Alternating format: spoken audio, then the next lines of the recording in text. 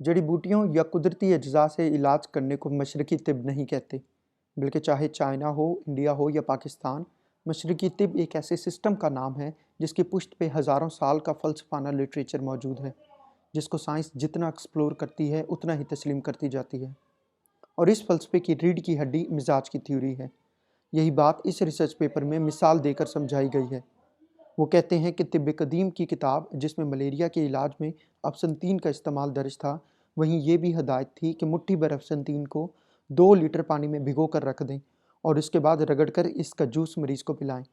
इस तरीके ने डॉक्टर योयो तू को मुतासर किया और उन्होंने अफसनतीन से आर्टेमिसनिन नामी केमिकल निकालने के लिए कम दर्जा हरारत पर सॉल्वेंट एक्सट्रैक्शन का तरीका अपनाया,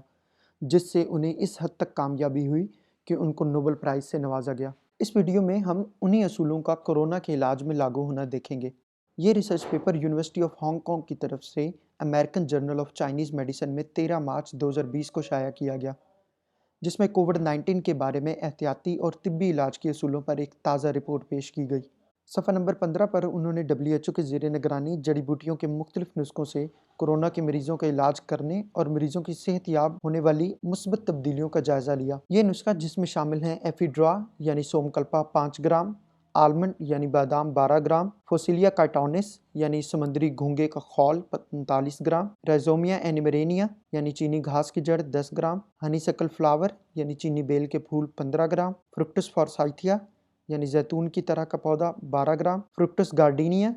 यानी गुलचांद 12 ग्राम, फ्रुक्टस स्कुटलेरिया यानी पुदीने जैसा मिलता एक सवात का पौधा 12 ग्राम, पेरिलिया लीफ यानी भंगड़ा 10 ग्राम, आर्टेमिशिया यानी अफसनतीन 15 ग्राम, पुरेर यानी जंगली मूंग 15 ग्राम और सूडोस्टेलेरिया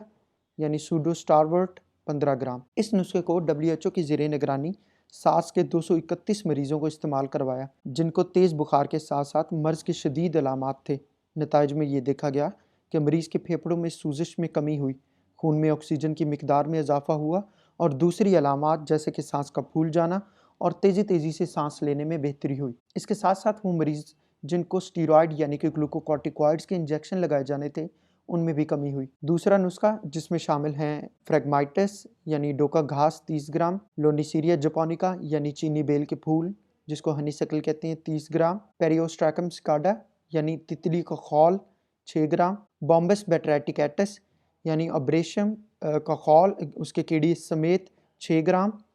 आलमंड यानी बादाम शीरी 10 ग्राम, सीमन क्वाकिस यानी कासी के बीज 30 ग्राम, यूपटोरी यानी गुलाब की फैमिली से एक पौधा 6 ग्राम और उसके साथ उन्होंने 2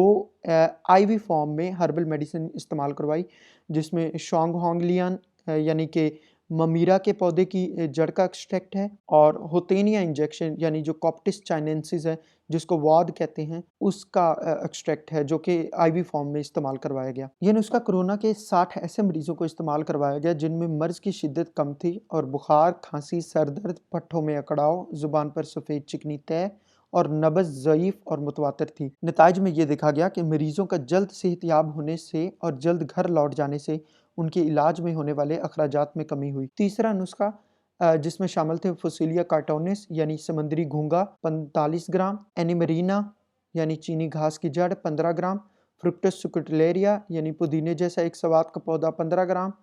एट्रैक्टलोडिस यानी सूरजमुखी जैसा एक पौधा 10 ग्राम, आर्टेमिशिया यानी अफसनथीन 15 ग्राम, पायोनियर रुब्रा यानी ऊद सलीब 15 ग्राम और बुपलोरी यानी जंगली जीरा 10 ग्राम। ये नुस्खा कोरोना के 31 मरीजों को इस्तेमाल करवाया गया जिनको शदीद बीमारी की अलामात थी। नताइज में ये देखा गया कि मरीजों को न सिर्फ फेफड़ों में सूजिश कम हुई बल्कि उनके लम्फी खुलिया और इलेक्ट्रोलाइट डिहाइड्रोजनेज के लेवल में भी कमी हुई, जिससे ये साबित होता है कि उनकी ओवरऑल हेल्थ में बहुत बेहतरी हो गई। यह रिसर्च पेपर 15 मार्च 2020 को international journal of biological sciences में शाया किया गया, जिसमें चीनी रवायती तिब से कोरोना के मरीजों का इलाज करने के बारे में एक जायज़ा लिया गया। वो लिखते हैं कि पूरे चाइना में 85% कोरोना के मरीजों का इलाज जड़ी बूटियों से किया गया। इस पैराग्राफ में वो लिखते हैं कि 2003 में आने वाले कोरोना वायरस की वबा से मरने वाले लोगों की तादाद हांगकांग और सिंगापुर में 18% थी, जबकि बीजिंग में 5 मई तक 52% थी। ताहम जड़ी बूटियों के इस्तेमाल से 15 दिनों में ही कम होकर 1 से 4% तक रह गई। इस टेबल में आप देख सकते हैं कि जड़ी बूटियों से इलाज पर होने वाले 14 क्लिनिकल ट्रायल्स में से 6 में हर्बल मेडिसिन इंजेक्शन फॉर्म में इस्तेमाल करवाई जा रही है, जिनमें से 4 क्लिनिकल ट्रायल्स फेज 4 पर पहुंच चुके हैं, यानी अनकरीब वो दवा मार्केट में दस्तयाब कर दी जाएगी। इस पैराग्राफ में एक अहम नुक्ता बयान किया गया है। वो लिखते हैं कि कोरोना के कुछ मरीजों में कुव्वत मुदाफ़त अच्छी होने की वजह से पहले मर्ज की अलामत ज़ाहिर नहीं होती, मगर फिर अचानक से उनकी मौत वाक़या हो जाती है। वो इसलिए होता है कि जिस्म के सफ़ेद खलिए वायरस से लड़ने के लिए मुख्तलिफ केमिकल्स खारिज करते हैं, जिनको इन्फ्लेमेटरी साइटोकाइंस कहते हैं, और इनकी वाफर मिकदार जिस्म के मुख्तलिफ अज़ा में इन्फ्लामेशन कॉज करती हैं, जिस हालत को सिस्टेमिक इन्फ्लेमेटरी रिस्पॉन्स सिंड्रोम कहते हैं, और इसके नतीजे में मल्टीपल ऑर्गन फेलियर हो जाता है और अचानक मौत वाक़या हो जाती है। एलोपैथिक सिस्टम में ऐसी हालत में मरीज़ को इम्यूनोसप्रेसिव ड्रग्स दी जाती हैं, जैसा कि टोसिलिजुमाब, जो कि आमतौर पर रूमेटॉइड आर्थराइटिस की ड्रग है। मगर इस बात के शवाहिद मौजूद हैं कि जड़ी बूटियों में चूँकि इम्यूनोसप्रेसेंट या यूँ कहिए कि इम्यूनोमॉड्यूलेटरी अफ़ाल होते हैं, इसलिए उनके इस्तेमाल से ऐसी मोहलिक सूरत हाल से बचा जा सकता है। आगे ये चीनी साइंसदानों की तरफ से लिखे जाने वाली ये किताब दुनिया भर के लिए कोरोना के इलाज और बचाव के लिए एक अहम रेफरेंस गाइड है। इस किताब के सफ़र नंबर 36 में जड़ी बूटियों से इलाज और चीनी तिब के फ़लसफ़े क़दीम की रोशनी में कोरोना मर्ज़ को समझने के बारे में लिखा गया है। इस पैराग्राफ में वो लिखते हैं कि चीनी फ़लसफ़ा के मुताबिक इस मर्ज़ के 4 ज़माने हैं। पहली स्टेज, जिसे ज़माना इब्तिदा भी कहा जा सकता है, इसमें या तो फेफड़ों में नमी होगी या फेफड़ों के बाहर बरूदत और अंदर हरारत होगी। मिडिल स्टेज, जिसको ज़माना तज़य्युद कहते हैं, इसमें वक्फे वक्फे से हरारत और बरूदत होगी। क्रिटिकल स्टेज, जिसे ज़माना इंतहा भी कहते हैं, इसमें वबाई जहर से फेफड़ों में ब्लॉकेज हो जाएगी। रिकवरी स्टेज, जिसको ज़माना इन्हतात कहते हैं, इसमें फेफड़ों में ची यानी कुव्वत मुदब्बरा की कमी हो जाएगी। आगे वो लिखते हैं कि चीनी फ़लसफ़ा के मुताबिक हरारत की सूरत में ठंडी अद्वियात इस्तेमाल करवाई जानी चाहिए, मगर बरूदत की सूरत में गर्म और ठंडी अद्वियात मिलाकर इस्तेमाल करवाने से बेहतर नताइज सामने आते हैं। अगले पैराग्राफ में वो मर्ज़ के मुख्तलिफ ज़मानों के लिए नुस्खा जात तजवीज़ करते हैं। स्टेज 1 वेट लंग, यानी ज़माना इब्तिदा में अगर फेफड़ों में नमी हो तो ऐसी सूरत में एफिड्रा यानी सोमकल्पा 6 ग्राम, आर्मेनियाका यानी तुख्म खुबानी 10 ग्राम, कोएक्सीड्स यानी चीनी जौ 30 ग्राम, लिकोरीस यानी मुलट्ठी 6 ग्राम, स्कल कैप जो कि ऑर्नामेंटल एक बेल है 15 ग्राम, हॉक्सियंग यानी पछौली का पौधा 10 ग्राम, राइजोम रीड यानी डोका घास की जड़ 10 ग्राम, कार्टोमियम राइजोम यानी जैपनीज फर्म 15 ग्राम, इंडियन बुइद, ये एक मशरूम है जिसको इंडियन ब्रेड भी कहते हैं, ये 20 ग्राम, अट्रैक्टलोडिस यानी सूरजमुखी से फैमिली से एक पौधा 12 ग्राम,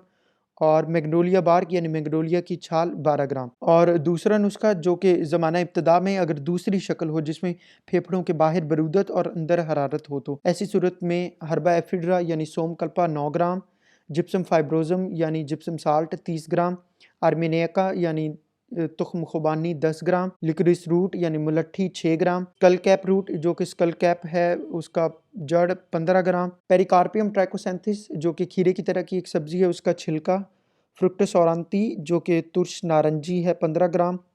मैग्नोलिया बार्क यानी मैग्नोलिया की छाल 12 ग्राम, ट्राइपटेरोस्पर्मम कॉर्डिफोलियम जो कि गाफिस की फैमिली से एक पौधा है 20 ग्राम, मलबरी रूट जो कि सफ़ेद शहतूत की जड़ की छाल है 15 ग्राम, पिनीलिया ट्यूबर पिनीलिया की जड़ 12 ग्राम, इंडियन बुइत यानी इंडियन मशरूम जो को इंडियन ब्रेड भी कहते हैं 20 ग्राम, और प्लेटिकोडोन रूट जो कि बेल फ्लावर के पौधे की जड़ है 9 ग्राम। तीसरा नुस्खा जिसमें ज़मानत तज़य्युद में वक्फे वक्फे से हरारत और बरूदत हो तो ऐसी सूरत में पिनीलिया ट्यूबर यानी पिनीलिया पौधे की जड़ 12 ग्राम, स्कल कैप की जड़ 15 ग्राम, गोल्डन थ्रेड जो कि आम ज़ुबान में ममीरा इसको कहते हैं 6 ग्राम, ड्राइड जिंजर यानी खुश्क अदरक 6 ग्राम, चाइनीज़ डेट जिसको उन्नाब कहते हैं 15 ग्राम, कुज्वीन रूट जिसको जंगली मंग की जड़ कहते हैं 30 ग्राम, कॉस्टस रूट जिसको कुस्त की जड़ कहते हैं 10 ग्राम, कुस्त जो कि तिब नबवी में भी इसका इस्तेमाल है, इंडियन बुइद यानी इंडियन मशरूम 20 ग्राम, थंगबर्ग फर्टिलिटी बर्ब जिसको महजारक की जड़ कहते हैं 15 ग्राम, कोएक्सीड्स यानी चीनी जौ 30 ग्राम, और लिकोरिस रूट यानी मुलट्ठी 6 ग्राम। इसे अगली सूरत लिखिए कि जिसमें ज़माना इंतहा में वबाई जहर फेफड़ों में ब्लॉक हो जाए तो ऐसी सूरत में इन्होंने लिखा हुआ है कि शॉन्ग विशॉन, पता नहीं इसको कैसे प्रोनाउंस करते हैं, बट ये एक 30 हर्बल डिकॉक्शन है जिसमें 30 से ज़ायद जड़ी बूटियों का एक कहवा है, उसका इस्तेमाल करवाया जाए। स्टेज 4 जिसमें ची की डेफिशिएंसी हो जाती है, उसमें इन्होंने कहा है कि मिल्क वेच रूट यानी पी फैमिली से एक पौधा है, उसकी जड़ 30 ग्राम, एशिया बेल रूट जो कि पुअर मैंस जिंक्सन भी इसको कहते हैं, ये जिंक्सन का एक अल्टरनेटिव है, 20 ग्राम। लार्ज हेड एट्रेक्टालोडिस जो कि ऊंट कटारे जैसा एक पौधा है, 15 ग्राम। इंडियन बुइद, इंडियन मशरूम 20 ग्राम। फ्रुक्टिसमोमी यानी चीनी बड़ी इलायची 6 ग्राम। साइबेरियन सोलोमन्स राइजोम यानी किंग सलमान की सील 15 ग्राम, ये एक तरह का एक पौधा है जिसकी जड़ इस्तेमाल की जाती है। पिनीलिया ट्यूबर यानी पिनीलिया पौधे की जड़ 10 ग्राम। टैंगरीन पील यानी किन्नू के छिलके 6 ग्राम। सिमन नुलम्बिनिस, इनको लॉटिस सीड या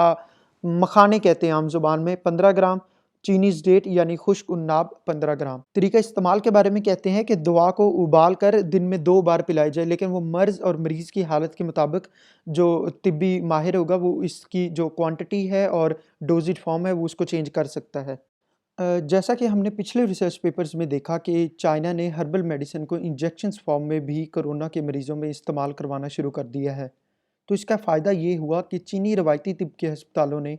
कोरोना के क्रिटिकल केसेस को भी अपने ही अस्पतालों में हर्बल मेडिसिन को आईवी लाइन के ज़रिए इंजेक्ट करके इलाज करना शुरू कर दिया। ऐसी सूरत हाल में स्टैंडर्ड गाइडलाइंस को चीनी रियासत की तरफ से शाया होने वाली किताब के ट्रायल वर्जन 7 में भी दर्ज किया गया है, जिसका इंग्लिश तर्जुमा WHO ने करवाया। इस किताब के सफ़ा नंबर 15 में वो लिखते हैं कि अगर मरीज़ को वायरल इन्फेक्शन हो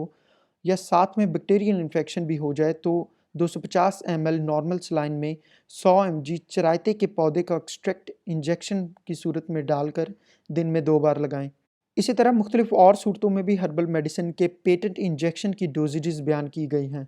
मैं समझता हूँ ये एक अच्छा वक्त है कि पाकिस्तान में हर्बल अद्वियात बनाने वाली कंपनीज़ हर्बल मेडिसिन की इंजेक्शन फॉर्म्स पे तहकीक शुरू करें